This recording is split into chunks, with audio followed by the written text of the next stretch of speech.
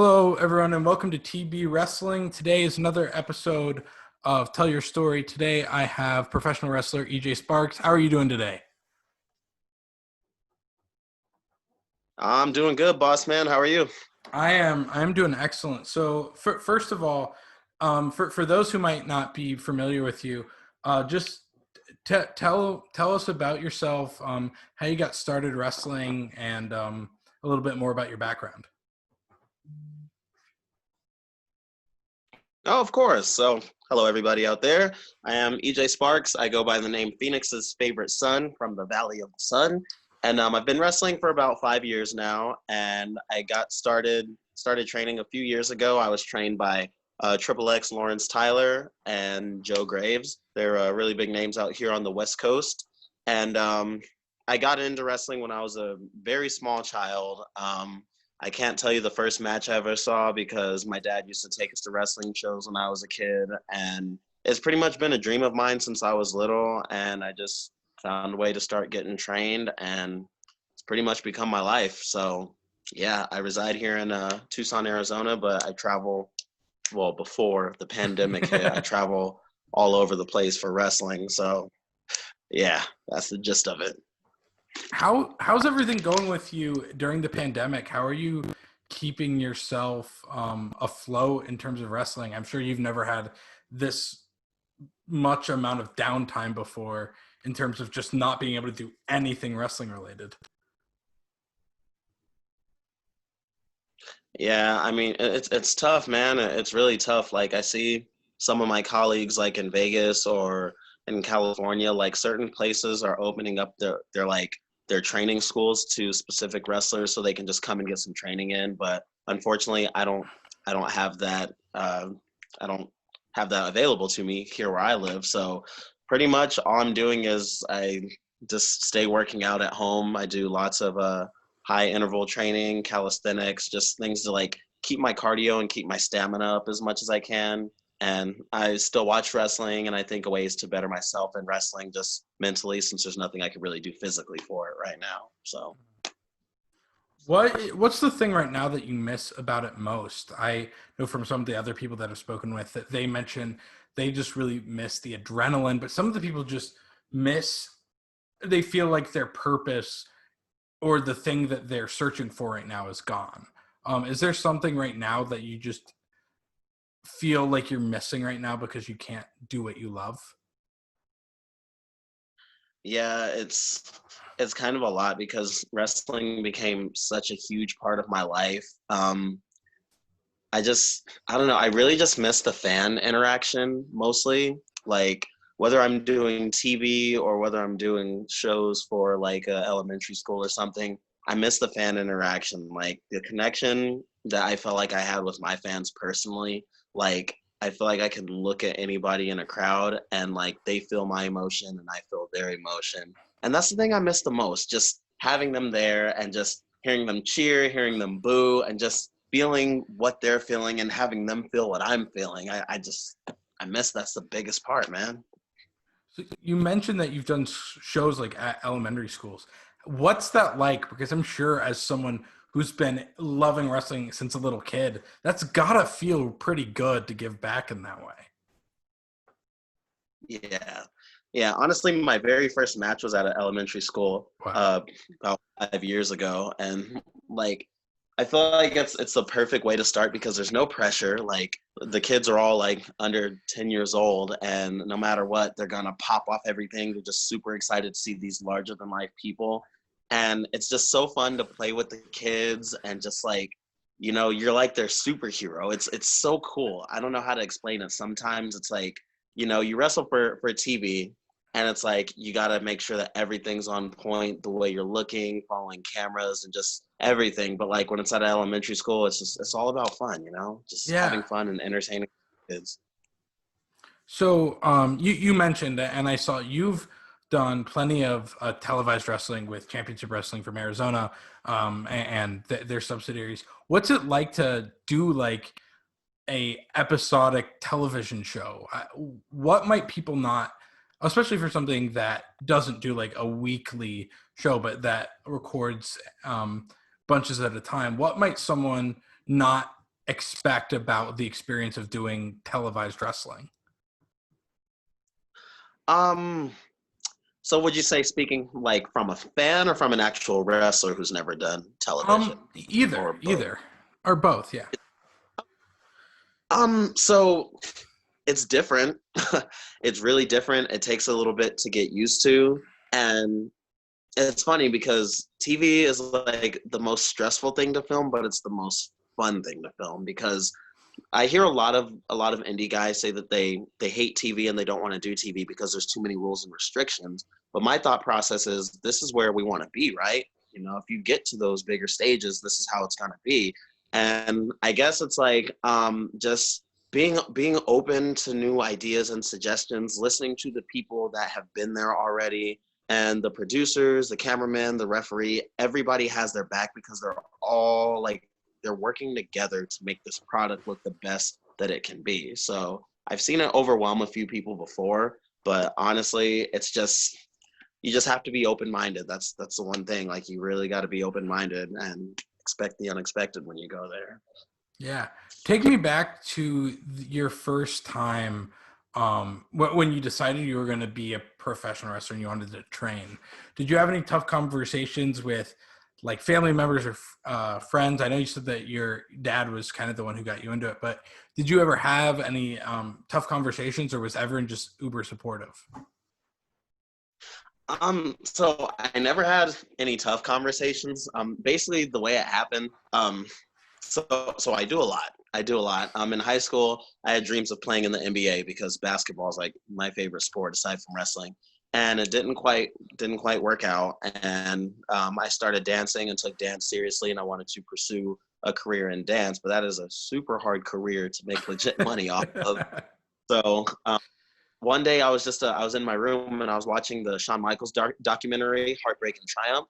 And he made a comment in that documentary. He said he had a conversation with his dad because he was at college at the time. And he said, Dad, I don't want to waste any more of my time or your money. I know what I want to do with my life and it doesn't involve college. And it's like something clicked in my head when he said that. And I was like, I've wanted to do professional wrestling since I was like, I don't know, 4 years old. Why don't I like look into this and try this? And when I first brought it up to my parents, they thought it was awesome. My friends, it was kind of random to some of them because they knew about basketball me and dance me, but they didn't realize how much I was into wrestling until they started seeing me go to training and everything. And they started like, okay, he's serious. So they were all pretty supportive from the beginning. Oh, that's awesome. So then take me to how long after you started training did you have your first like match in front of a crowd? I know you mentioned like it was in front of an elementary school. How long was that period? Honestly, it was about like 5, 6 months maybe. Oh wow. I was I was not ready. I don't feel like I was, but my trainer saw a lot of potential in me and he said, well, it's a school show. It'll give you a chance to get put in front of a crowd and everything. So honestly, only trained for a few months and kind of got thrown right in there. And a lot of me learning was kind of just learning as I went. So one thing that a lot of wrestlers really have grasped onto is the social media element. And I've seen that you really see that social media is a really important way to get yourself over, especially as someone who's not contracted to a single organization. Because not only when you post, you don't want to just attract fans, but you want to attract potential bookings. How do you approach Right. social media as a wrestler? So social media is huge. It's very important. One of the pro wrestlers that I'm actually pretty tight with, Alexander Hammerstone, who's actually with MLW. He tells people all the time, wrestlers, to use Twitter. Twitter is so important to like get yourself out there and whatnot because people are watching and you never know who's watching. I love using Instagram. I love using Facebook, and I approach it just with I post stuff that I feel like, well, I would want to see this if I were a promoter, if I was a wrestling fan, or if I was just a wrestler. This is something that I would want to see. So whether it be highlights, something that looks cool, if it's some kind of promo that I feel like will give people goosebumps, I really just try to put stuff out there that I know I would be entertained by. And as for Instagram, I hashtag the crap out of it. those mini hashtags in there to just attract different audiences. And I've had a lot of people follow me on Instagram that are overseas and from different countries and everything. And my fan base has like expanded just through social media. So super important. Do you when you post like promos or highlights, is that self-produced by you? Like did you have to teach yourself how to put everything together? Yeah, so pretty much now when I post a lot of promos, they are from TV, from either Championship Wrestling from Hollywood or Championship Wrestling from Arizona.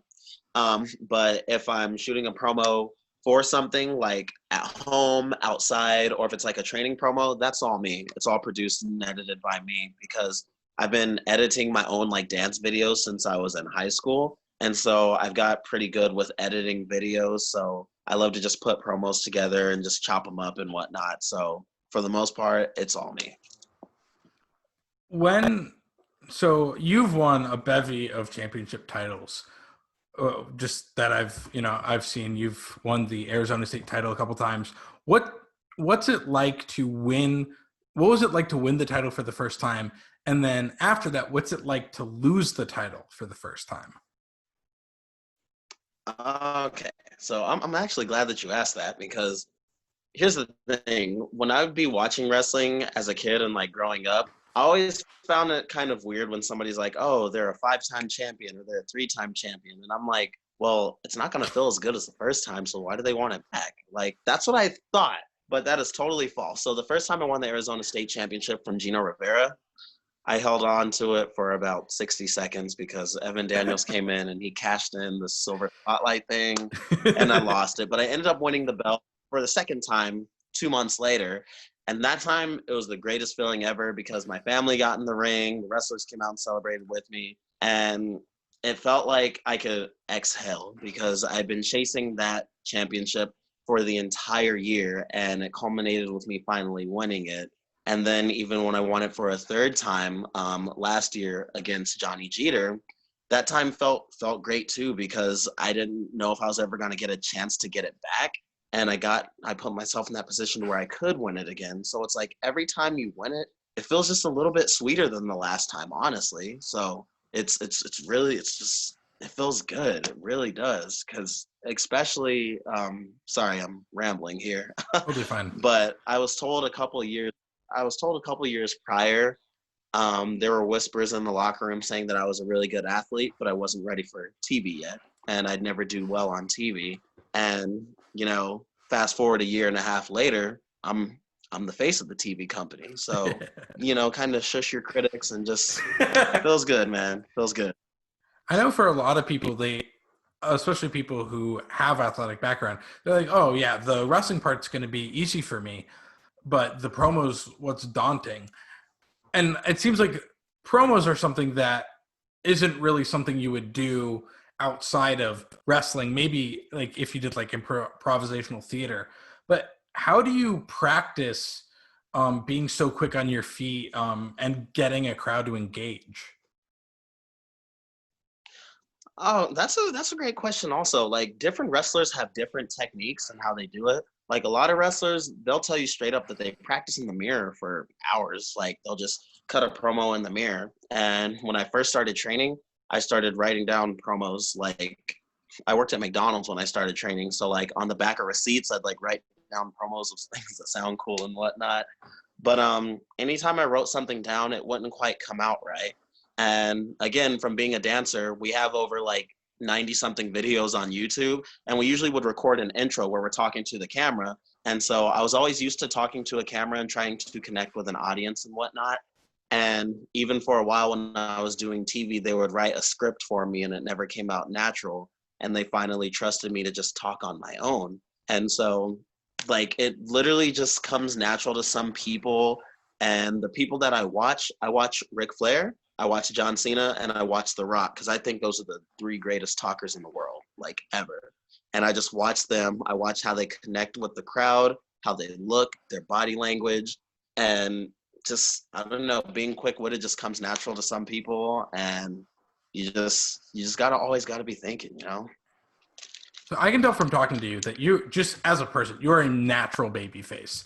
There's like almost nothing unlikable about you. But if you were told like you need to be like this just despicable piece of shit, how would you do that?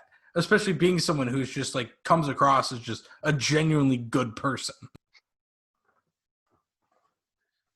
I've been waiting for the day that somebody properly turns me heel. Um, all I can say is if they ever do it, you'll definitely see because I can get pretty mean when I want to, but yeah. So everyone has like a match that they've like seen where they're like, this is the type of wrestling that I want to do. But is there a certain type of wrestling that like you see, maybe it's on TV, like, and you're just like, okay, this is definitely not what I want to do. Something that's helped you figure out what you want to do because it's just opposite of what you'd actually want to do as a wrestler.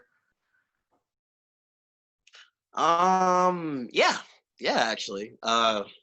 Death matches. I, I'm not a death match guy. There's no disrespect to anybody who does death matches because growing up, like even though ECW was like a little bit before my time, I have like the DVDs from ECW. I love watching the blood and guts wrestling, but I could never. I just definitely wanted to stay away from all that stuff. Are you able to watch wrestling for pleasure? Um, like I know, like, is it something that you're able to watch without like constantly analyzing it, or and even if like that's what you enjoy doing for pleasure, are you able to just sit down and watch a match like you did before you started wrestling? Yeah, actually, as a matter of fact, I still do that because pretty much every pay-per-view that comes on, I usually watch with my family, and I still have reactions to big bumps and like pop for things. And if there's like a kick out from a two, I still like pop. Like I love to just sit back and enjoy wrestling because I've watched wrestling with some of the boys before, Yeah. and they're just constantly criticizing. Oh, that was weak. Oh, she botched that. Like just constantly criticizing, and I'm like, dude, come on, just sit back and enjoy the product. Like I posted on Facebook a couple of years ago. Actually, I'm like, I love that I can watch wrestling and still be a fan. Like I'm a student of the game. I never stop learning, but I love watching, just sitting back and enjoying the product. I love it.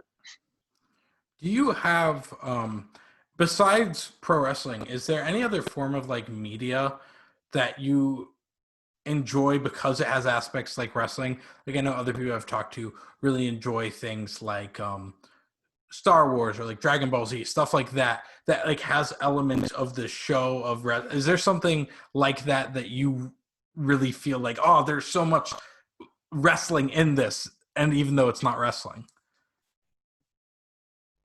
Yeah, actually, Dragon Ball Z. I mean, there's so many like twists and turns and plot twists in there, and of course it's anime, so they have to give a long monologue. I'm like, oh, he's cutting a promo on this guy right now.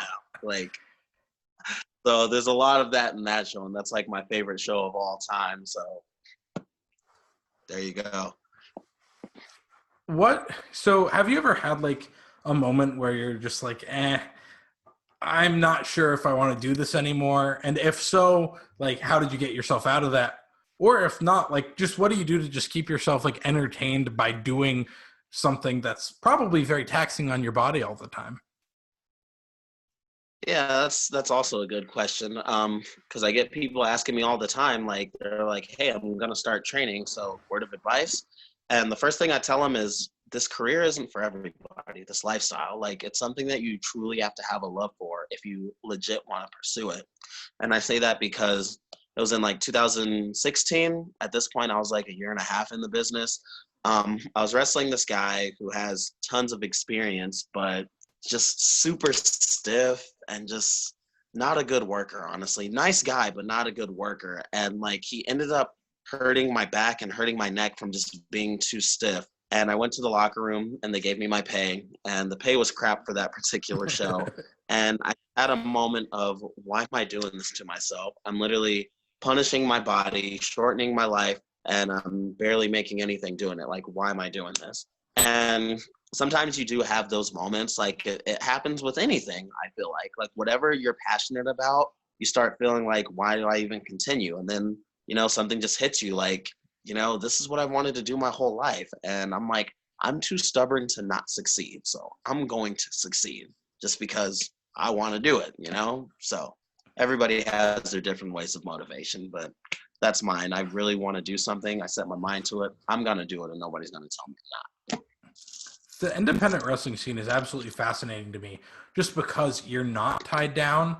What do you personally enjoy the most about?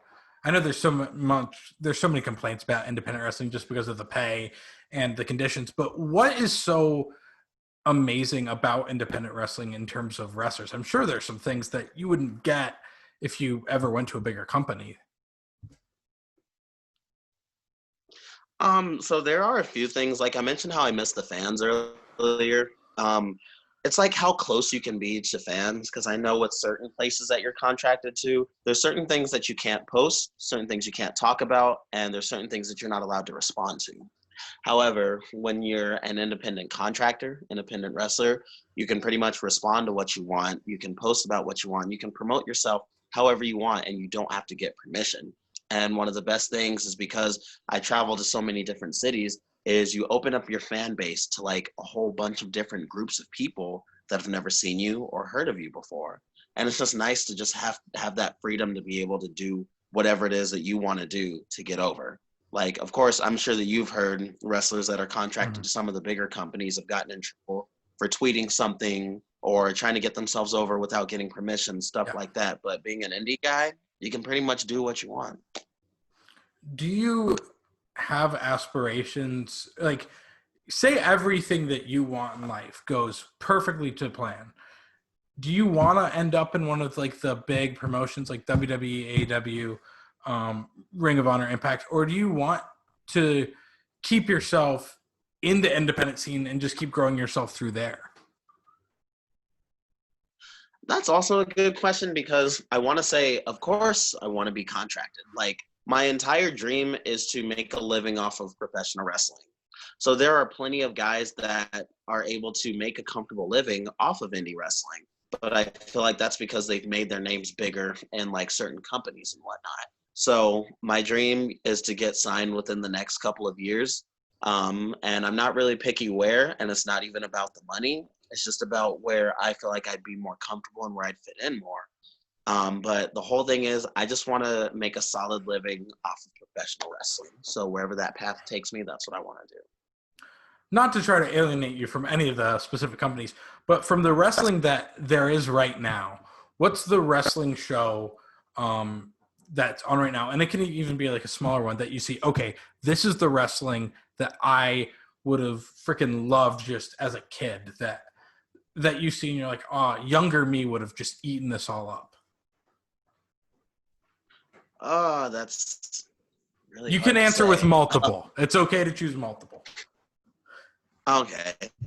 Well, of course, I'd say AEW, just because all the crazy athleticism been there. Excuse me. Because when I was a kid, I got into TNA wrestling. And of course, at that time, they had the X division, and it was at its highest. They had AJ Styles, Christopher Daniels, Austin Aries, Chris Sabin, all those guys that were just doing crazy, amazing stuff. So, like, if AEW was around when I was a kid, I know that I'd eat it right up. But I also really enjoy Major League Wrestling, and surprisingly, I really love NWA wrestling too, just because it has like that old school setup. Like, I love watching NWA Power, and that's one that I keep saying one of these days I'm gonna get to.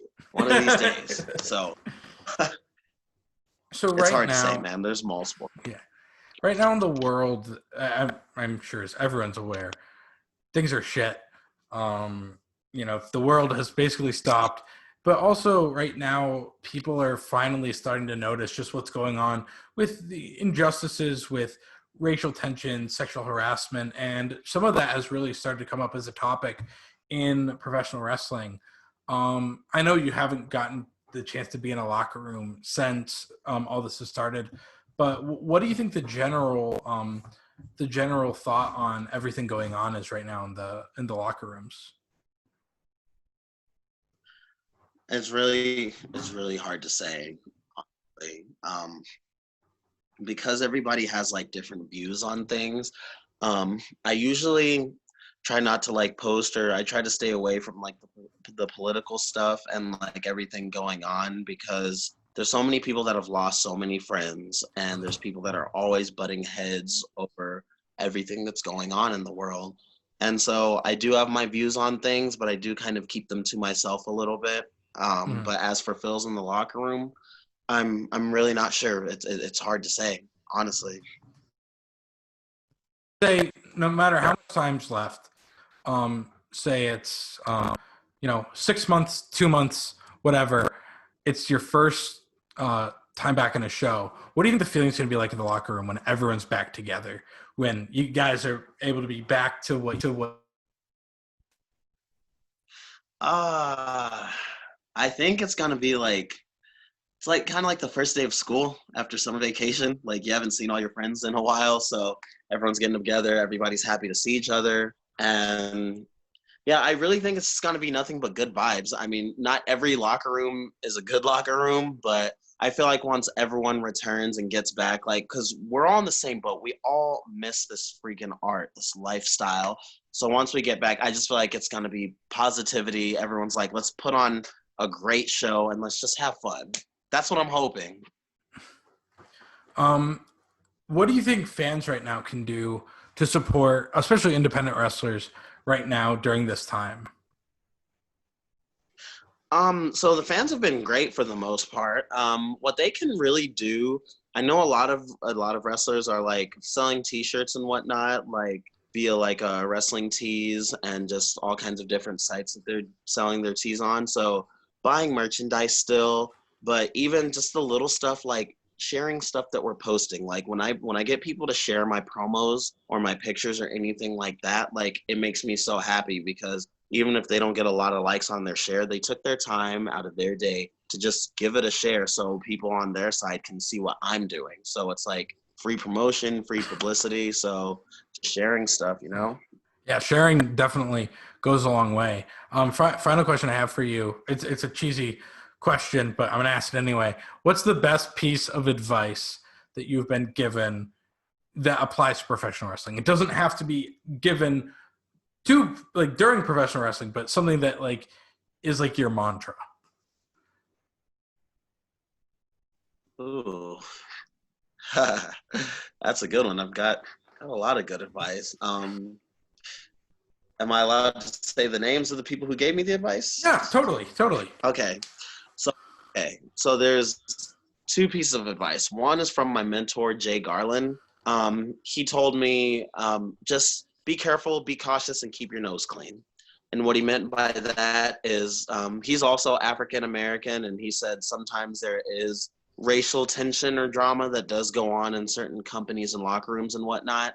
And there's also things that go on like have nothing to do with race, like how like the speaking out thing came out with all the like sexual discussion and whatnot. That's what he meant by keep your nose clean. He said just focus on your craft, mind your business, and just don't get involved in all the BS that's going on around here. And thankfully, I'm smart and I've listened to him and I've kept my nose clean. And I have not been involved with any of the fans like that, with any female wrestlers like that. So that's all good. And the other piece of advice, not given to me directly, but I heard him say it, Scott Hall. He said, in this business, you can make friends or you can make money. And he said, I got a lot of friends, I'm going to take the money. And I always took that as, if I make certain decisions, certain promoters or certain wrestlers may not like the decision I make, but if it's going to be better for me, then I got to do it for myself. Because this is a selfish business where even though you're working to make the other guy look good, ultimately you got to take care of yourself. You got to Mhm. think about you in the long run and what's be best for your future. So those two pieces of advice I always take with me. Awesome. Finally, how can people follow you? Do you have anything you want to promote? So you can follow me on Twitter or Instagram at the real EJ Sparks. It's the same screen name on both. I'm very live and active on both of those things. Or if you are a Facebook fan, you could definitely just jump on there and search EJ Sparks. I'm right there. Not a whole lot to promote right now. Just know that when wrestling does come back, it's gonna come back with a huge bang. And I'm always constantly posting content on there, and it's never boring, always interesting. So just keep your eyes peeled and come on and follow your boy at the real EJ Sparks. EJ, it's been an absolute pleasure having you today. Thank you so much for joining me. Most definitely, man. Thank you so much for having me on. You be safe, and everybody else be safe out there. Awesome. Thanks so much.